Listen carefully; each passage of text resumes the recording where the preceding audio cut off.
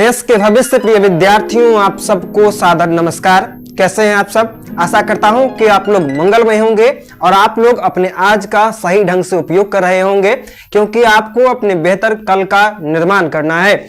जब आप परीक्षा भवन में बैठे होते हैं और जो भी प्रश्न आपसे पूछे जाते हैं, जब आप उन प्रश्नों का जवाब देते हैं तो एक दिन आपका परिणाम आता है, और जिस दिन आपका परिणाम आता है उस दिन आपको जो संतोष प्राप्त होता है, आपको जो खुशी मिलती है, उसकी तुलना दुनिया में किसी भी खुशी से नहीं की जा सकती है। मगर परीक्षा परिणाम के दिन आपको अपने पर संतोष हो, आपका परीक्षा परिणाम सुखदायक है, इसलिए आपको आज पढ़ना होगा।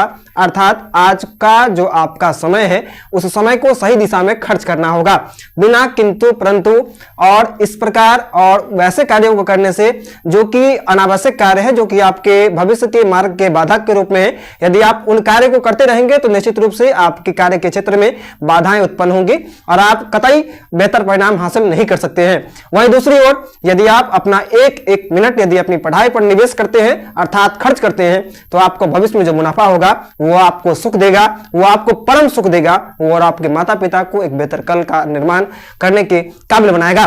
तो इन्हीं शुभकामनाओं के साथ आपके बीच में एक चैप्टर और लेकर के हाजिर हूं, केमिस्ट्री का, जिस चैप्टर का नाम है धातु और अधातु, मेटल एंड नॉन मेटल। तो मेटल एंड नॉन मेटल से जो भी इंपॉर्टेंट प्रश्न है जो कि परीक्षा में पूछे जा चुके हैं, उन तमाम प्रश्नों का आज इस वीडियो सेशन में जिक्र किया जाएगा। लगभग 16 से 17 प्रश्न हैं जो कि इस चैप्टर से बनते हैं, जो कि परीक्षा में पूछे जा चुके हैं। और भी कुछ एक प्रश्न थे, मगर मुझे जो चुनिंदा प्रश्न लगे उन प्रश्नों को मैं आपके बीच में लेकर के आज प्रेजेंट हूं। आप केवल ध्यान से सुन लीजिएगा, और सुनने के क्रम में मैं बार बार आपसे आग्रह करता हूं कि आप लोग एक नोटबुक लेकर के बैठे और नोटबुक में उन तमाम प्रश्नों को इंगित करें जो कि प्रश्न मैं अभी बता रहा हूं। उन तमाम प्रश्नों को लिखें पहले, सर्वप्रथम जो लिखा हुआ आता भी रहता है क्वेश्चन, और देन वीडियो एंड होते ही आप तमाम उन प्रश्नों को लिखने का अभ्यास करें, क्योंकि परीक्षा में आपको लिखना है। तो वहां पर आपकी कलम रुके नहीं, बल्कि आपकी कलम अनवरत चलती रहे, इसके लिए आज आपका मेहनत करना अति आवश्यक है। तो अब हम लोग चलते हैं प्रश्न पर। प्रथम प्रश्न है इस पाठ से कि तन्यता से आप क्या समझते हैं? तो लिखेंगे धातु का वह गुण जिसके कारण इसकी तारें खींची जा सकती है, इससे बड़ी तारें खींची जा सकती है। धातुओं का वह गुण जिस कारण से इसकी बड़ी तारें खींची जा सकती हैं, उसे तन्यता कहा जाता है। जैसे 1 ग्राम सोना जो होता है, उस 1 ग्राम सोना जो है उसमें 2 किलोमीटर लंबा तार खींचा जा सकता है उससे, है ना। तो धातुओं का वह गुण जिसके कारण उसकी लंबे तारें खींची जा सकती हैं, उसे तन्यता कहा जाता है ना। देन दूसरा इंपॉर्टेंट प्रश्न है, ध्वनिक किसे कहते हैं? देखिए, ध्वनिक को सोनो रस भी कहा जाता है ना। तो सोनो रस कहे अथवा ध्वनिक कहे, तो दोनों का उत्तर आप लोग एक ही जैसा लिखिएगा। लिखेंगे धातु का वह गुण जिसके कारण उस पर प्रहार करने पर एक विशेष प्रकार की ध्वनि निकलती है, ध्वनि अर्थात आवाज निकलती है, तो उसे ही ध्वनिक अथवा सोनो रस कहा जाता है। धातुओं का वह गुण जिसके कारण उस पर प्रहार करने पर एक विशेष प्रकार की ध्वनि अर्थात आवाज निकलती है, तो उसे ही ध्वनिक कहा जाता है। देन सेकेंड क्वेश्चन है, आघात वर्धनीयता क्या है? तो लिखेंगे आघात वर्धनीयता धातु का वह गुण है जिसके कारण उसको पीट करके पतली चादरों में परिवर्तित किया जा सकता है। धातु का वह गुण जिसके कारण उसको पीट करके उसकी पतली चादरें बनाया जा सके, उसे आघात वर्धनीयता कहा जाता है। देन सेकेंड क्वेश्चन इस चैप्टर से है कि 2 भौतिक गुणों के आधार पर धातु और अधातु में अंतर लिखें। तो लिखेंगे 2 भौतिक गुणों के आधार पर धातु और अधातु में निम्नलिखित अंतर है। प्रथम अंतर आप भौतिक गुणों के आधार पर लिख सकते हैं कि धातुएं जो होती हैं, धातुओं में विशेष प्रकार की चमक पाई जाती है, परंतु अधातु में विशेष प्रकार की चमक नहीं पाई जाती है। दूसरा अंतर आप लोग यह भी लिख सकते हैं कि धातुएं तन्य होती हैं, है ना, मतलब इसकी पतली ये इसकी तारें खींची जा सकती हैं, इससे तारें खींची जा सकती हैं, परंतु अधातुओं से तारें नहीं खींची जा सकती हैं, है ना। तो ये 2 अंतर पर्याप्त रहेंगे लिखना। देन सेकेंड क्वेश्चन इस चैप्टर से है, जो एल्युमिनियम अत्यंत क्रियाशील धातु है, फिर भी इसका उपयोग खाना बनाने वाले बर्तन में क्यों किया जाता है? तो लिखेंगे यह सत्य है कि एल्युमिनियम अत्यंत क्रियाशील धातु है, फिर भी इसका प्रयोग खाना बनाने वाले बर्तन में इसलिए किया जाता है क्योंकि क्रियाशील होने के बावजूद यह उष्मा और विद्युत का एक अच्छा चालक है, इस कारण से एल्युमिनियम का प्रयोग खाना बनाने वाले बर्तन में किया जाता है। बहरहाल यह क्रियाशील धातु है, इसके बावजूद विद्युत का अच्छा चालक होने के कारण, उष्मा का अच्छा चालक होने के कारण इसका प्रयोग खाना बनाने वाले बर्तन के रूप में किया जाता है। देन सेकंड क्वेश्चन, अगला क्वेश्चन इस चैप्टर से है, ऐसे धातु का एक उदाहरण दे जो कमरे के ताप पर द्रव हो, दूसरा उष्मा का कुचालक हो। तो जो कमरे के ताप पर द्रव हो उस धातु का नाम है पारा, जिसको कि Hg द्वारा हम लोग इंडिकेट करते हैं, उसका संकेत होता है Hg, पारा। और देन जो उष्मा का कुचालक हो, तो उष्मा का कुचालक आप लोग लिख सकते हैं कि सीसा, जिसको कि Pb द्वारा इंडिकेट किया जाता है। Pb, इसका संकेत क्या होता है? Pb। तो Pb कमरे के ताप पर द्रव अवस्था में पारा, जिसको Hg द्वारा संकेत किया जाता है। देन जो उष्मा का कुचालक, तो आप लोग लिख सकते हैं जो सीसा, जिसको कि Pb द्वारा इंडिकेट किया जाता है ना। देन अगला क्वेश्चन इस पार्ट से, जो गर्म जल का टैंक बनाने में तांबे का उपयोग होता है परंतु इस्पात का नहीं। तो लिखेंगे गर्म जल का टैंक बनाने में तांबे का प्रयोग होता है परंतु इस्पात का नहीं, क्योंकि तांबा इस्पात की तुलना में अधिक विद्युत का चालक करता है ना, और यह उष्मा का भी अच्छा चालक है। तांबा जो है सो इस्पात की अपेक्षा विद्युत का भी और उष्मा का भी अच्छा चालक है, इसलिए गर्म जल का टैंक बनाने में तांबा का सर्वाधिक प्रयोग किया जाता है परंतु इस्पात का नहीं। इसके पश्चात अगला इंपॉर्टेंट प्रश्न इस पार्ट से है, जो उभयधर्मी ऑक्साइड क्या होते हैं? तो लिखेंगे उभयधर्मी ऑक्साइड वैसे ऑक्साइड होते हैं जो अम्लीय और क्षारीय दोनों की तरह व्यवहार करते हैं। तो अम्लीय और क्षारीय की तरह व्यवहार करने वाले ऑक्साइड को ही उभयधर्मी ऑक्साइड कहा जाता है। उदाहरण के रूप में आप लोग लिख सकते हैं ZnO अर्थात zinc oxide, CaO calcium oxide, ये दो उदाहरण आप लोग लिख सकते हैं। ध्यान, सेकेंड क्वेश्चन है, सोडियम को केरोसिन तेल में डुबाकर क्यों रखा जाता है? तो लिखेंगे सोडियम का यह स्वभाव होता है कि जब उसे खुली वायु में छोड़ दी जाती है तो वह ऑक्सीजन के संपर्क में आकर के स्वतः जल उठता है, तो वह जल ना जाए इससे बचाने के लिए हम लोग सोडियम को केरोसिन तेल में डुबा करके रखते हैं। इसके पश्चात अगला इंपॉर्टेंट प्रश्न है इस पार्ट से कि ये तमाम प्रश्न 2 नंबर वाले हैं, इसलिए जल्द से जल्द सवाल को समाप्त कर दिया जा रहा है और 2 नंबर के जो भी प्रश्न होते हैं उन प्रश्नों को 3 से 4 लाइनों में समाप्त कर देनी होती है।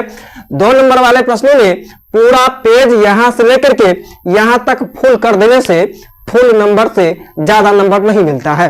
तो आप लोग समय को देखते हुए और प्रश्न की क्षमता को देखते हुए और जो भी शब्द होता है वो शब्दानुसार लिखे।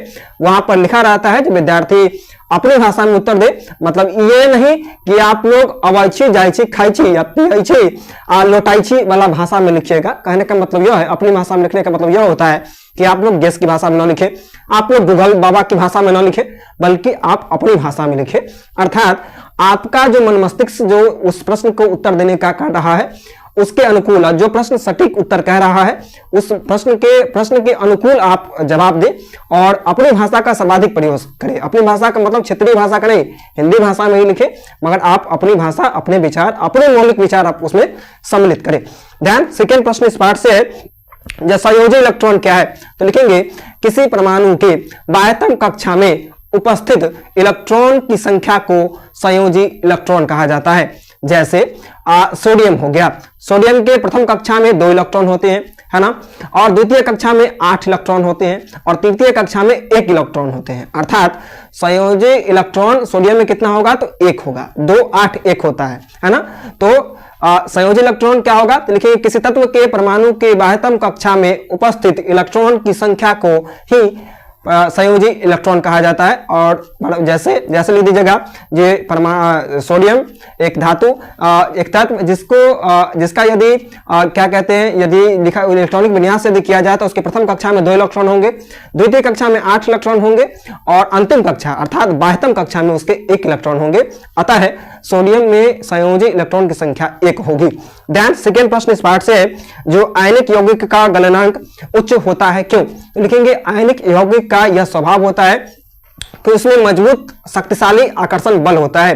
तो उस शक्तिशाली आकर्षण बल को खंडित करने के लिए, तोड़ने के लिए अत्यधिक ऊर्जा की आवश्यकता होती है, इसलिए आयनिक यौगिक का गलनांक और गलनांक जो होता है वह उच्च होता है। इसके पश्चात अगला इंपॉर्टेंट प्रश्न है इस पार्ट से, खनिज और अयस्क में क्या अंतर है? तो लिखेंगे खनिज और अयस्क में निम्नलिखित अंतर है। लिखेंगे सभी खनिज अयस्क नहीं होते हैं, मगर सभी अयस्क खनिज होते हैं। खनिजों में से धातु की प्राप्ति करना कठिन है, मगर अयस्क से धातु की प्राप्ति करना कठिन नहीं है। इसके पश्चात अगला इंपॉर्टेंट प्रश्न इस पाठ से है, लोहे की वस्तुओं का जस्तीकरण क्यों किया जाता है? तो लिखेंगे लोहे की वस्तुओं का जस्तीकरण इसलिए किया जाता है ताकि लोहा जो है वो वायु अथवा नमी के संपर्क में आकर के उस पर जंग न लगे, इसलिए लोहे की वस्तुओं का जस्तीकरण किया जाता है। इसके पश्चात अगला इंपॉर्टेंट प्रश्न इस पाठ से है, जो मिश्र धातु क्या है?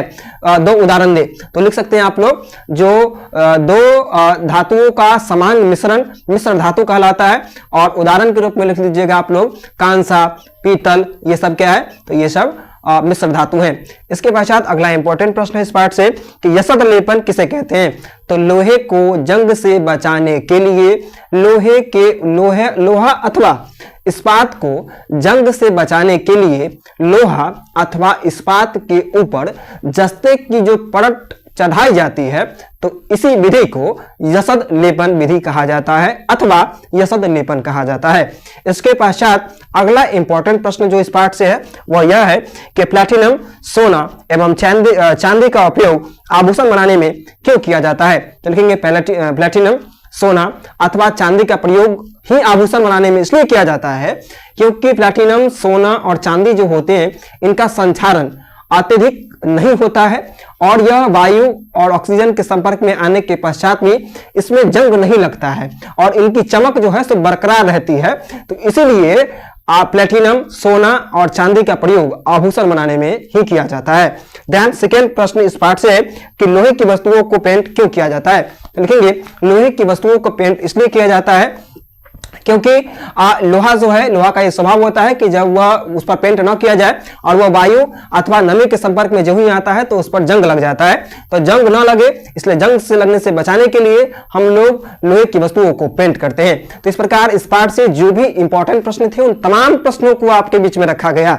आप लोग ध्यान से रख के सुनिए और उन तमाम प्रश्नों को हल करने का अभ्यास कीजिए, और अभी भी जो समय है उस समय को यूं ही बर्बाद मत कीजिए, और नहीं तब बर्बाद समय को कीजिएगा और समय आपको बर्बाद कर देगा।